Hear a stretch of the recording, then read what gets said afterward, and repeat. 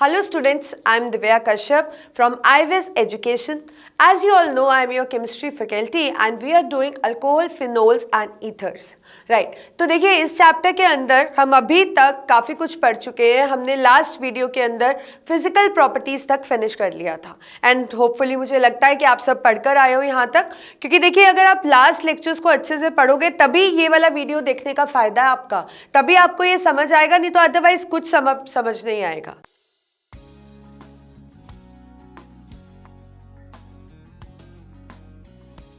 And I have already told you that I want you to like write and learn. क्योंकि देखिए अगर आप लिखोगे नहीं, अपने आप एग्जाम्पल्स नहीं बनाओगे तो आपको बिल्कुल समझ नहीं आएगा. होपफुली आपने मेरी बात मानी होगी और आपने करा होगा ये. ठीक है, तो अब हम स्टार्ट करते हैं केमिकल प्रॉपर्टीज ऑफ अल्कोहल्स. देखिए स्टार्ट करने से पहले मैं आपको ये बताना चाहती हूँ कि जो अल्कोहल्स है ना वो एक बहुत वर्सेटाइल कंपाउंड्स है. वर्सेटाइल का मतलब समझते हो आप? जैसे अगर मैं बोलूं Anupam Kher is an versatile actor, क्या मतलब है इसका? इसका मतलब है अनुपम खेर बहुत अलग अलग तरह के रोल्स, वैरायटी ऑफ रोल्स कर सकता है और उसमें फिट भी वो बैठते हैं. ठीक है. सिमिलरली अगर मैं बोलूं कि जो अल्कोहल्स हैं वो बहुत वर्सेटाइल कंपाउंड है, इसका मतलब है बहुत तरह तरह के रिएक्शंस हैं जो वो हमें शो करते हैं. तो इसका मतलब दे आर क्वाइट रिएक्टिव और बहुत ही नॉर्मल कंडीशंस में वो रिएक्शंस बहुत ही अच्छी तरह के रिएक्शंस हमें दिखा देते हैं. तो नॉर्मली हमारे पास अल्कोहल्स के जो अभी इस चैप्टर में हम पढ़ेंगे 3 मेन तरह के रिएक्शंस पढ़ेंगे. ठीक है, तो पहला रिएक्शन हम वो पढ़ेंगे जहां पे जो अल्कोहल है दे एक्ट एज न्यूक्लियोफाइल. जहां पे अल्कोहल्स किसकी तरह एक्ट करेंगे? न्यूक्लियोफाइल.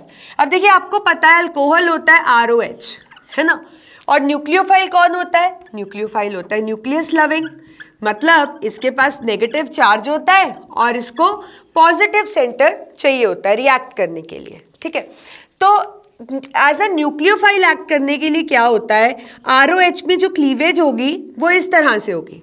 मतलब एक आपके पास आ जाएगा अल्कोक्साइड आयन और एक आपके पास आ जाएगा हाइड्रोजन आयन.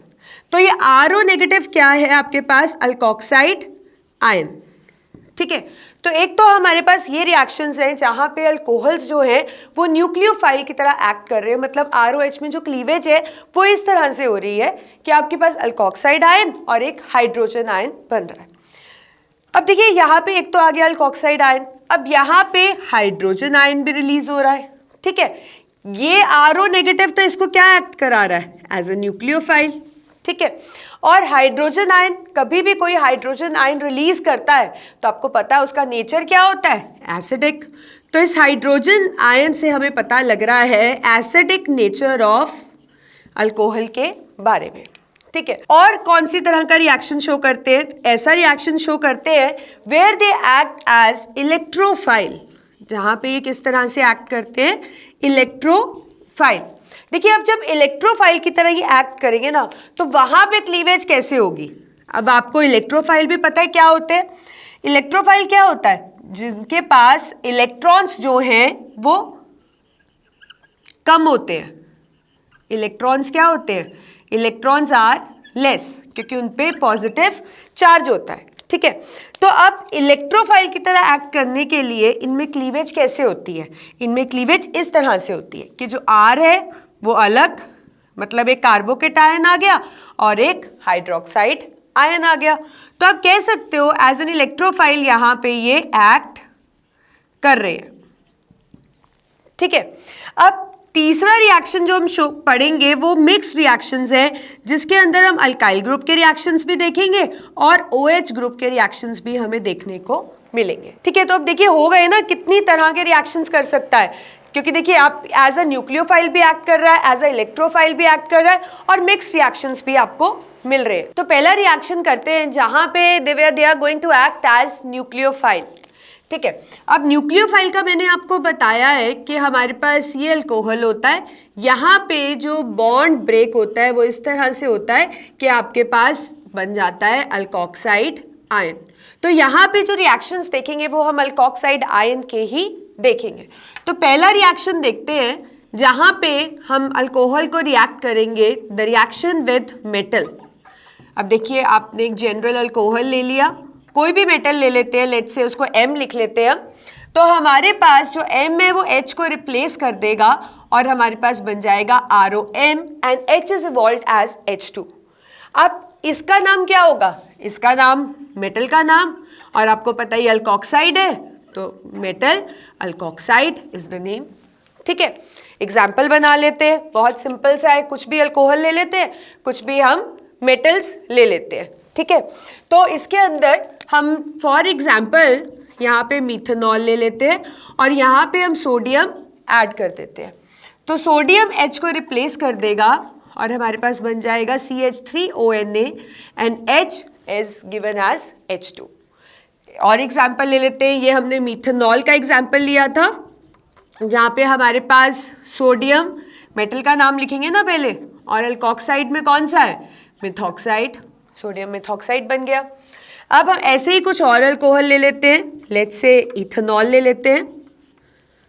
अब यहाँ पे मेटल में चेंज कर रही हूँ, सोडियम की जगह आई एम टेकिंग मैग्नीशियम, तो रिएक्शन होने का तो सेम ढंग ही है, जो मेटल है वो H को रिप्लेस कर देगा और आपके पास बनेगा, वैलेंसी को भी आपने ध्यान में रखना है, यहाँ पे मैग्नीशियम की वैलेंसी +2 होती है, इसीलिए कंपाउंड ये बना।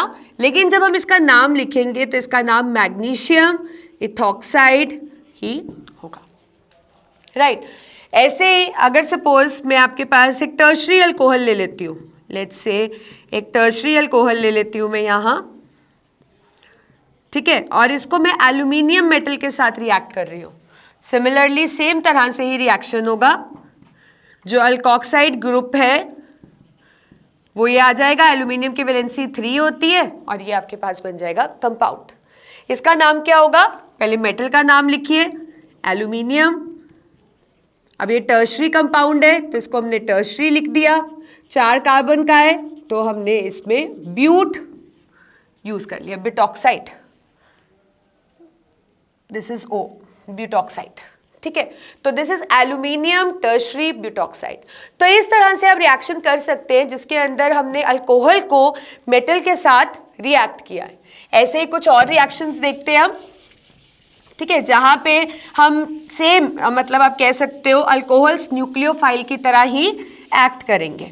ठीक है, तो हम नेक्स्ट रिएक्शन करते हैं। दूसरा रिएक्शन कर रही हूं मैं जिसके अंदर जो अल्कोहल है I am reacting it with metal hydride. वहां पे हमने सिर्फ मेटल लिया था, यहाँ हमने मेटल का कंपाउंड ले लिया मेटल हाइड्राइड। रिएक्शन बिल्कुल सेम तरह से होगा। देखिए ROH है आपके पास, मेटल हाइड्राइड है, सिमिलरली जो मेटल है वो हाइड्रोजन को रिप्लेस कर देगा। सेम क्या बनाइए, पहचान लिया ना आपने, सेम ही है वो, मेटल अल्कोक्साइड। और फर्क क्या है, यहाँ पे जो हाइड्रोजन है that is liberated as H2O। तो देखते हैं हम इसका एग्जाम्पल। लेट्स से हम कोई भी अल्कोहल ले लेते हैं, for example I am taking propanol and for metal hydride let's take sodium hydride. ठीक है, तो सेम तरह से ही रिएक्शन होगा, मतलब जो सोडियम है that is going to replace this H और आपके पास बन जाएगा सेम मेटल अल्कोक्साइड। अब यहाँ पे आपका जो अल्कोक्साइड है वो क्या है, प्रोपोक्साइड। सो दैट मीन्स सोडियम आपके पास है प्रोपोक्साइड और H is liberated as H2. In this case also we have H2 as I have already explained you.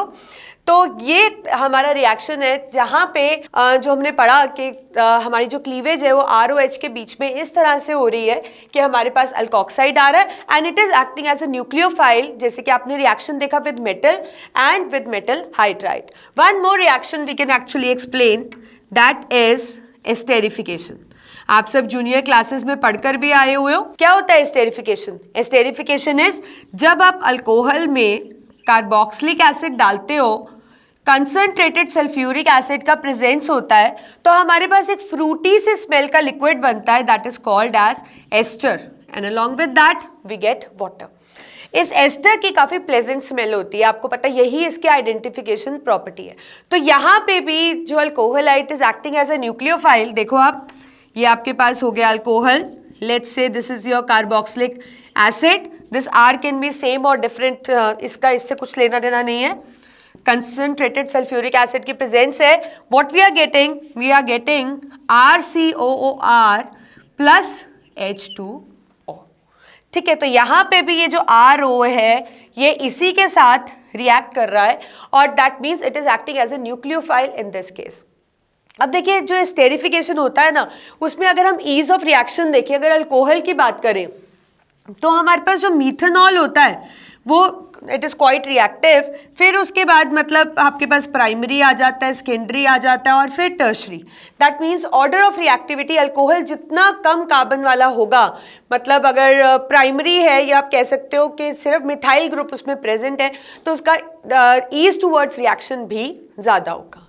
तो समझ आ गई आपको कि where it is acting as a nucleophile. अब हम बात करते हैं, दूसरी चीज मैंने आपको बताई थी कि हमारे पास यहाँ हाइड्रोजन आयन भी रिलीज हो रहा है, और हाइड्रोजन आयन रिलीज होने का मतलब क्या होता है? हाइड्रोजन आयन रिलीज होने का मतलब होता है कि इसका एसिडिक करेक्टर है ना। तो हम कह सकते हैं कि अगर हम केमिकल नेचर की बात करें तो जो अल्कोहल्स हैं उनका करेक्टर क्या है? एसिडिक। तो अब हम बात करते हैं एसिडिक करेक्टर की। अब लेट्स से फॉर एग्जाम्पल कोई आपसे पूछे कि बताओ अल्कोहल एसिडिक है कि नहीं, या आप उसको कैसे प्रूव करोगे? तो आप कहोगे कि बिल्कुल एसिडिक है, जैसे कि ROH है, अगर हम इसको तोड़ेंगे तो क्लीवेज इस तरह से हो रही है। इस हाइड्रोजन आयन के रिलीज का मतलब है that it is acidic in nature. ठीक है, अब हम इसकी एसिडिक करेक्टर की बात करते हैं। अगर जैसे वाटर है, आपको पता है वाटर के अंदर भी हमारे पास H पॉजिटिव होता है, तो हम कह सकते हैं वाटर के अंदर भी एसिडिक करेक्टर तो है। ठीक है, वो अलग बात है कि H आयंस और OH आयंस का नंबर सेम है तो वाटर न्यूट्रल हो जाता है, बट स्टिल एसिडिक करेक्टर भी तो है ना उसके अंदर। अगर आप सिर्फ H को ही देखो, तो अगर हम अल्कोहल और वाटर के एसिडिक करेक्टर को कंपेयर करें कि दोनों में से कौन ज़्यादा एसिडिक है, तो हमने ये देखा, देखिए यहाँ पे क्या है, ROH के केस में आपके पास इस तरह से अल्कोहल है। लेट्स से हम एग्जांपल ले लेते हैं, एक इस अल्कोहल का ले लेते हैं। अब यहाँ पे R तो हो गई, आपको पता है R तो हो गई, इसको हम पूरा ROH बना लेते हैं पहले। R तो हो गई, R जो होते हैं वो प्लस I इफेक्ट शो करते हैं, मतलब ये इलेक्ट्रॉन रिलीजिंग होते हैं। पता है ना आपको, ये इलेक्ट्रॉन, इनकी टेंडेंसी है इलेक्ट्रॉन रिलीज करने की, तो ये इलेक्ट्रॉन रिलीज करेंगे ऑक्सीजन के टूवर्ड्स। अब जब ऑक्सीजन के टूवर्ड्स इलेक्ट्रॉन इंक्रीज होगा तो क्या होगा, यहाँ पे जो इलेक्ट्रॉन डेंसिटी है वो बढ़ जाएगी, इलेक्ट्रॉन डेंसिटी विल इंक्रीज।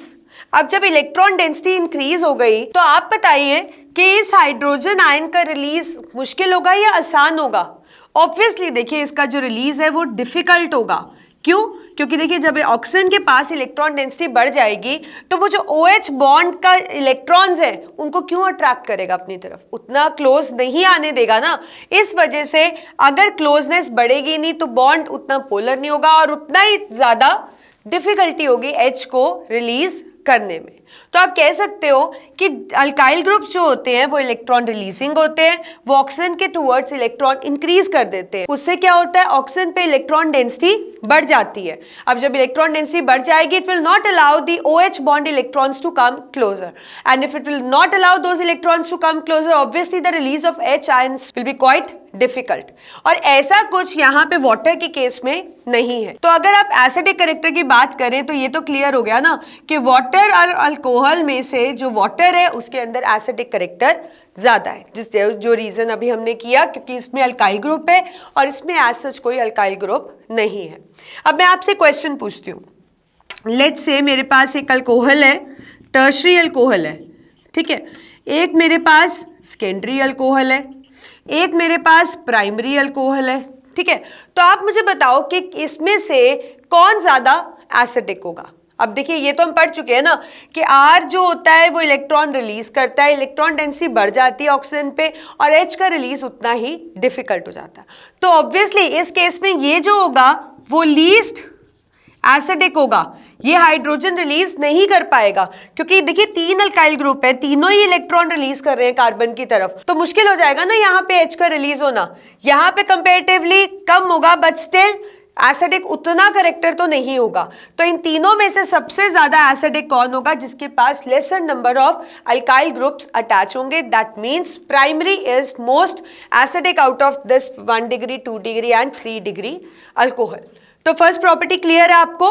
तो with this we finish the first property where it act as a nucleophile. और एसिडिक करेक्टर भी आपने देखा, हम डिस्कस कर चुके हैं अच्छे से। अब अगर आपको क्वेश्चन आ जाता है, कुछ ऑप्शंस आ जाती हैं कि कौन सी अल्कोहल ज़्यादा एसिडिक है या कौन सी अल्कोहल कम एसिडिक है, आई थिंक आप इजिली उसको अच्छे से अटेम्प्ट कर सकते हो। अब हम दूसरी प्रॉपर्टी पढ़ते हैं, where alcohol is going to act as a electrophile. अब मैंने आपको बताया है कि जब हम इलेक्ट्रोफाइल पढ़ते हैं, जहाँ पे अल्कोहल इलेक्ट्रोफाइल की तरह एक्ट करता है, तो वहाँ पे क्लीवेज कैसे होती है? ऑब्वियसली वहाँ पे आपके पास क्लीवेज इस तरह से होती है, R पॉजिटिव और हाइड्रोक्साइड आयन का रिलीज होता है। तो पढ़ते हैं कुछ रिएक्शंस जहाँ पे ये इलेक्ट्रोफाइल की तरह एक्ट करेगा। पहला रिएक्शन करते हैं विद HX। देखिए जब हम हेलो एल्केन्स पढ़ रहे थे तो वहाँ पे हेलो एल्केन्स का प्रिपरेशन किया था हमने अल्कोहल से, तो जो रिएक्शंस आपने वहाँ करी थी वो सब इस कैटेगरी में फॉल करती है, क्योंकि उन सब रिएक्शंस में जो अल्कोहल था it was acting as a electrophile. तो देखिए, तो पहला रिएक्शन विद HX, ये आपके पास हो गई अल्कोहल और ये हो गया आपके पास HX। ठीक है, तो होगा क्या, यहाँ पे R is going to react with X, जैसे कि मैंने आपको बताया हेलो एल्केन प्रिपेयर किया था हमने इससे, और जो H और OH है it will be liberated as water. Example ले लेते हैं, लेट्स से हम इथेनॉल ले लेते हैं, HX हम लेट्स से HBr ले लेते हैं। तो क्या होगा इसमें, आपको पता है this R will go with Br, आपके पास इथाइल ब्रोमाइड बन जाएगा और क्या रिलीज हो जाएगा, वाटर। ठीक है, अब इस रिएक्शन में हमने वहां पे ये जो रिएक्शंस किए थे ये हमने जिंक क्लोराइड की प्रेजेंस में किए थे, तो यहाँ पे भी हम वैसे ही कर रहे हैं। और वहां पे जिंक क्लोराइड का क्या रीजन था, क्यों यूज किया था हमने, क्योंकि वो इस बॉन्ड को क्लीव करने में हेल्प कर रहा था, तो यहाँ पे भी उसका सेम रीजन है। और हमने HX का ऑर्डर ऑफ रिएक्टिविटी भी किया था, जिसपे हमने कहा था जो HI है वो HBr से ज़्यादा रिएक्टिव है, फिर HCl, और लास्ट में हमारे पास आ जाता है HF, क्योंकि HF में बॉन्ड काफ़ी स्ट्रॉन्ग होता है, तो ये रिएक्शन शो नहीं करता। तो इजीली बॉन्ड किसका ब्रेक होता है, HI का, क्योंकि यहाँ पे जो बॉन्ड लेंथ है वो ज़्यादा है, साइज कंपेरेबल नहीं है, डिसोसिएशन एनर्जी कम है, इसलिए HI जो है ये रिएक्शन रेडिली शो करता है।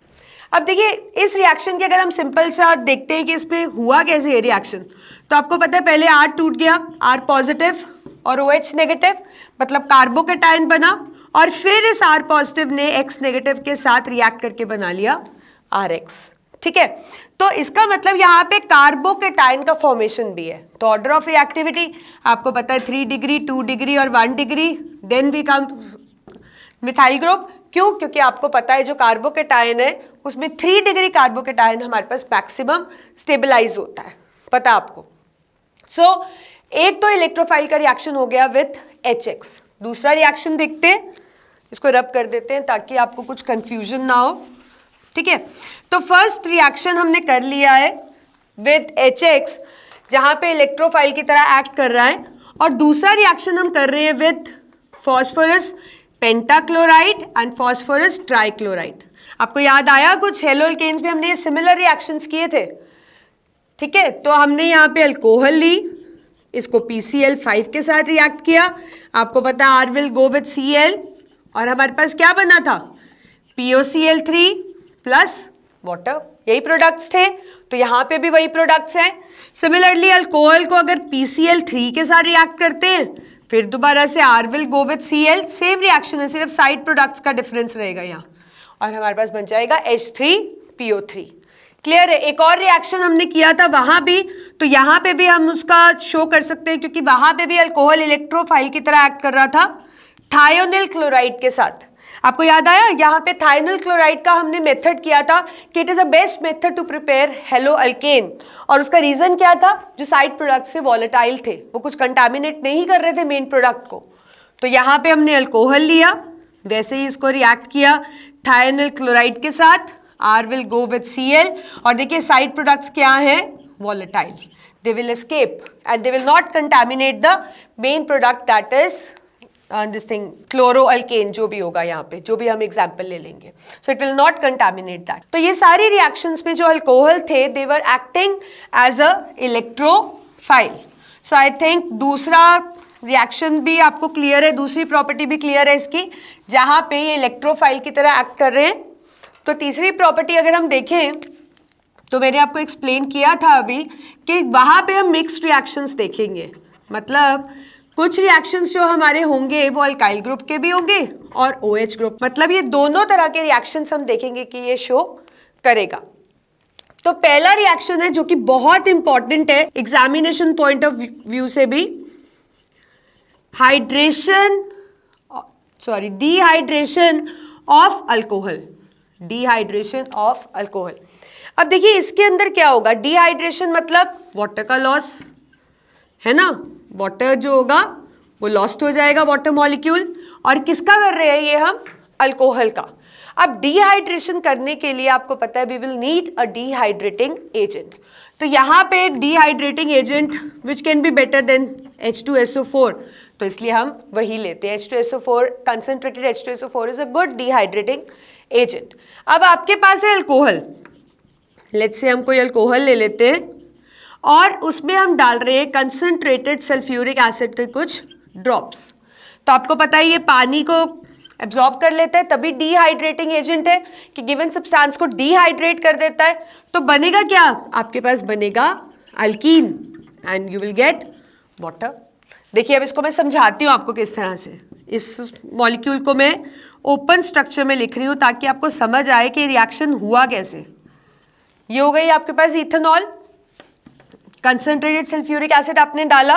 अब जब हमने कंसनट्रेटेड सल्फ्यूरिक एसिड डाला तो उसने वाटर को रिमूव कर लिया, that means it is undergoing a kind of elimination reaction.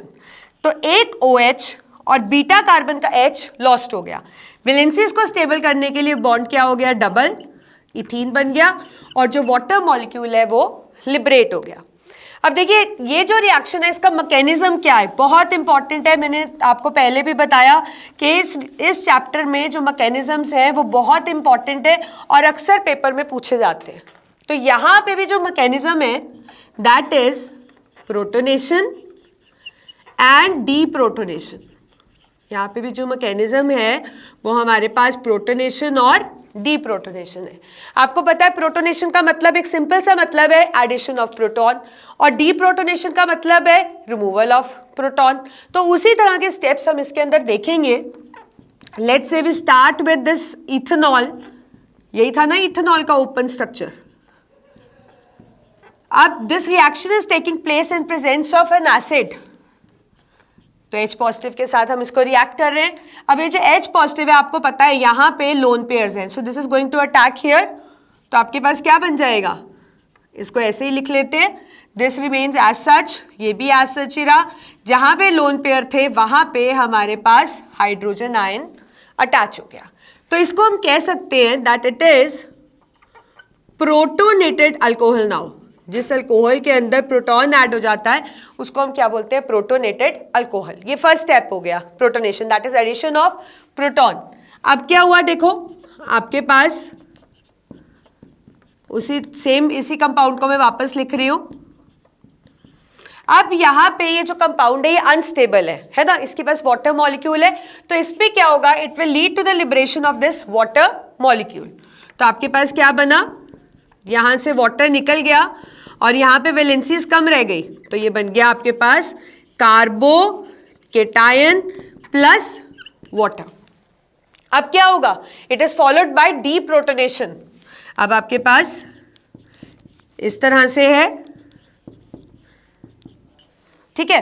अब क्या होगा कि ये जो है इस चार्ज को स्टेबलाइज करने के लिए ये जो बॉन्ड है वो इधर मूव कर जाएगा।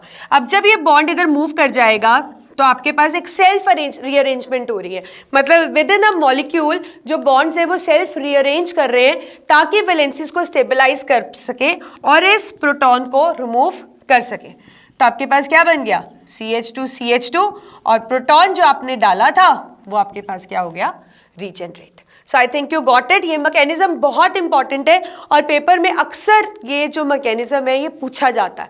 तो ये मैकेनिज्म आपको प्रोटोनेशन और डीप्रोटोनेशन का अच्छे से आना चाहिए। तो यहाँ पे हमारे पास एक मिक्स्ड रिएक्शन था ये अल्काइल ग्रुप का भी, और जो कि हम थर्ड प्रॉपर्टी पढ़ रहे थे। एक और रिएक्शन हम इसी के अंडर पढ़ सकते हैं, देखते हैं वो कौन सा रिएक्शन है। That is dehydrogenation.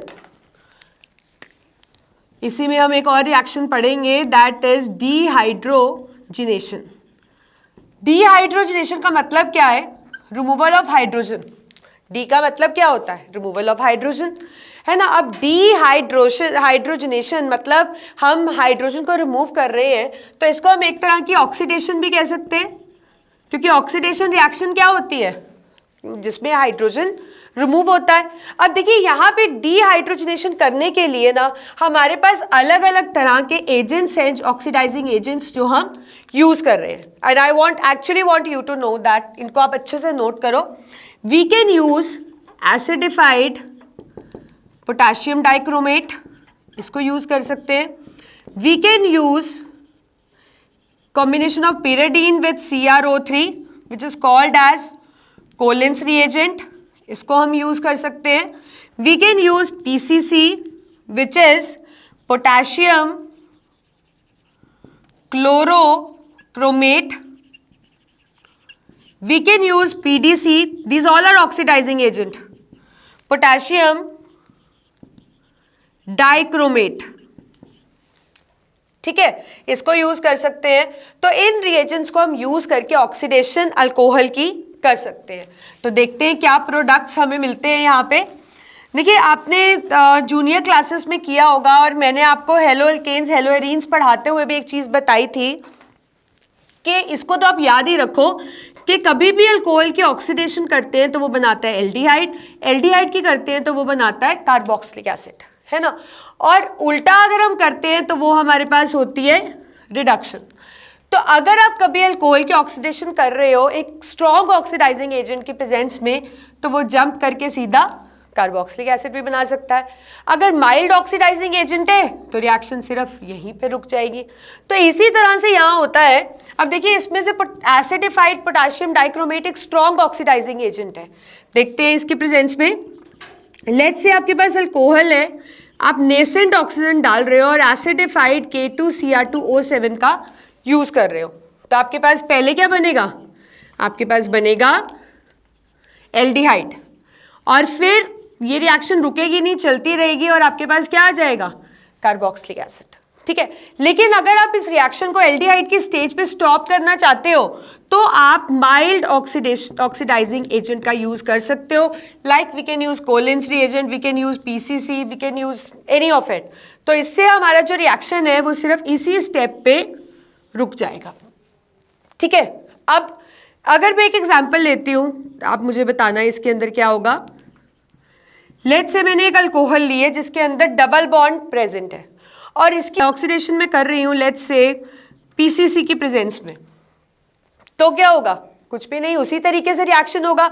ये एक माइल्ड ऑक्सीडाइजिंग एजेंट है तो ये हमें एल्डिहाइड बनाएगा, और जो डबल बॉन्ड है उस पर कुछ इफेक्ट नहीं होगा, it will remain as such, ठीक है। ये आपके पास, जैसे हम एक एग्जाम्पल यहाँ ले लेते हैं, इसको हम थोड़ा सा चेंज कर लेते हैं, तो यहाँ पे भी ये CH ऐसे ही रहेगा, और ये जो CH it will get converted into aldehyde. मतलब डबल बॉन्ड जो रहा, कहने का मतलब है, एग्जाम्पल आप कोई भी लीजिए, जो डबल बॉन्ड है उसका उस पर कुछ इफेक्ट नहीं पड़ेगा, ठीक है। अब अगर एक और चीज़ मैं आपको बताती हूँ, देखिए अगर आप इनमें से किसी भी ऑक्सीडाइजिंग एजेंट का यूज़ कर रहे हैं और आप 1 डिग्री अल्कोहल ले रहे हैं, माइल्ड ऑक्सीडाइजिंग एजेंट का यूज़ कर रहे हैं, आप 1 डिग्री अल्कोहल ले रहे हैं, तो आपके पास बन रहा है एल्डिहाइड।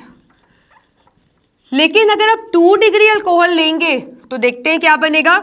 लेट्स से हम 2 डिग्री अल्कोहल ले लेते हैं इस तरह से, और इसकी ऑक्सीडाइजिंग एजेंट कोई माइल्ड ऑक्सीडाइजिंग एजेंट लेके ऑक्सीडेशन करते हैं, तो यहाँ पे we will not get an aldehyde, we will get ketone. तो हमारे पास ये प्रोपेनॉन बन जाएगा, और हमारे पास साथ में लिबरेट हो जाएगा वाटर। लेकिन अगर आप कोई ड्रास्टिक कंडीशंस लगा देते हो, मतलब एक स्ट्रॉन्ग ऑक्सीडाइजिंग एजेंट का यूज कर लेते हो, जैसे कि एसिडिफाइड K2Cr2O7, तो उस केस में आपको यहाँ पे कार्बोक्सिलिक एसिड मिल सकता है, but with 1 carbon atom less. तो यहाँ पे आपके पास आ गया कार्बोक्सिलिक एसिड, और एक कार्बन एटम उसके अंदर कम होगा, बट वो तभी मिलेगा जब आप कोई ड्रास्टिक कंडीशन, मतलब कि स्ट्रॉन्ग ऑक्सीडाइजिंग एजेंट का यूज करोगे, यहाँ पे मैं लिख देती हूँ, this is step down reaction, 1 carbon atom is less, right. तो इसका मतलब जब भी सेकेंड डिग्री अल्कोहल लेते हैं तो नॉर्मल कंडीशंस में तो आपको क्या मिलता है, कीटोन। अब अगर आप 3 degree alcohol low, let's say एक 3 डिग्री का एग्जांपल ले लेते हैं हम यहाँ पे, लेट्स से हमारे पास एक 3 डिग्री अल्कोहल ले लेते हैं हम, ठीक है, और इसकी हम ऑक्सीडेशन कर रहे हैं माइल्ड ऑक्सीडाइजिंग एजेंट की प्रेजेंस में, so it will not undergo oxidation, instead of that it will form an alkene. ये क्या बनाएगा, it will form an alkene, and this is very important, ठीक है। तो आप इसको याद रखोगे कि जब हम 3 डिग्री लेते हैं तो हमारे पास जो आप कह सकते हो it leads to the formation of alkene, क्योंकि यहाँ पे एलिमिनेशन हो जाती है instead of oxidation, so we get alkene. अब देखिए यही सेम रिएक्शंस ना आप मतलब ऑक्सीडेशन कॉपर की प्रेजेंस में करो तो भी आपके पास प्रोडक्ट्स बदल जाते हैं, पर ऑलमोस्ट 1 डिग्री 2 डिग्री 3 डिग्री के बिल्कुल सेम रहते हैं।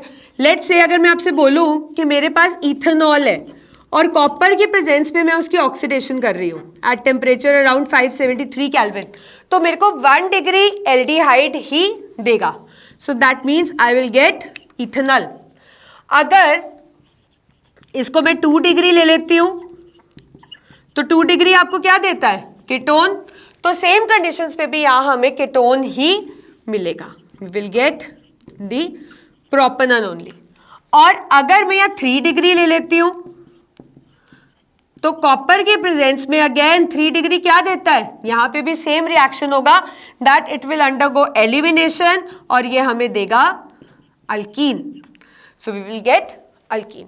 सो कहने का मतलब है इस चीज़ को आप याद रखोगे क्योंकि ये काफ़ी जगह पे इंपॉर्टेंट है, यूज़ होगी कि जो 1 डिग्री है वो हमेशा हमें अल्कोहल एल्डिहाइड देगा माइल्ड ऑक्सीडाइजिंग एजेंट की प्रेजेंस में, लेकिन अगर आप स्ट्रॉन्ग लगा रहे हो वहाँ पे तो वो कार्बोक्सिलिक एसिड तक रिएक्शन चल जाएगा, but it will not be step down और स्टेप अप, कार्बन एटम बिल्कुल सेम रहेंगे। दूसरा आपके पास था 2 degree, that will always form ketone, but under drastic condition it will give the carboxylic acid with 1 carbon atom less.